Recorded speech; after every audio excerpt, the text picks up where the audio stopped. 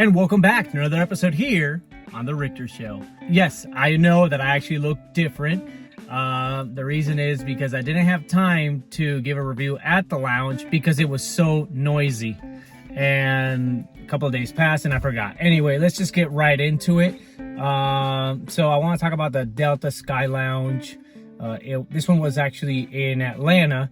I want to give my review on it. I'm going to show you some clips of it, about the food as well, and what I think about it.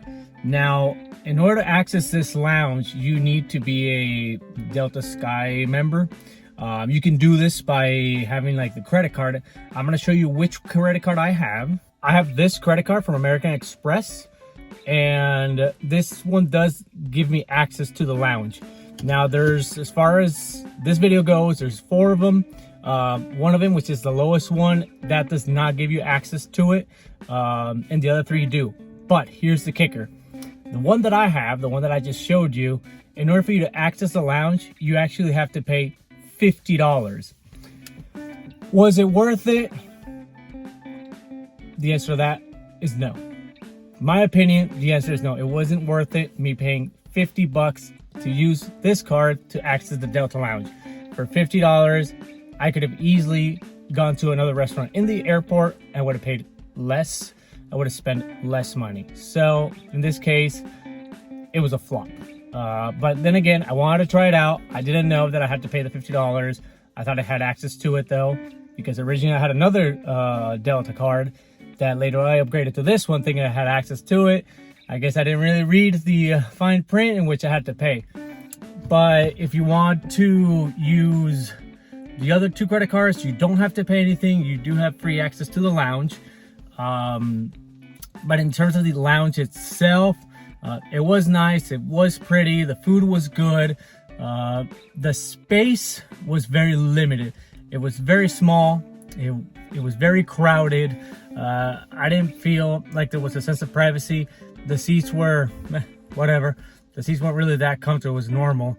And I guess, just because I had to pay, me having other ways to access lounges, like using the priority pass or having the MasterCard or the credit card to access other lounges, I guess my mentality was a little bit different though, because usually I don't pay because that's already included in the services I already have. But I had to at least test it out. I had to check it out. I've always wanted to see how it was inside. But honestly, would I be going back to that lounge? The answer is no. I'd rather not spend that money and use it to eat at another restaurant there. And either way, this credit card, at least for what I'm using and for all the ones that I have, it is a bit useless for me. So I actually will be downgrading this card. So the rating that I would give on this lounge on the Richter scale would be a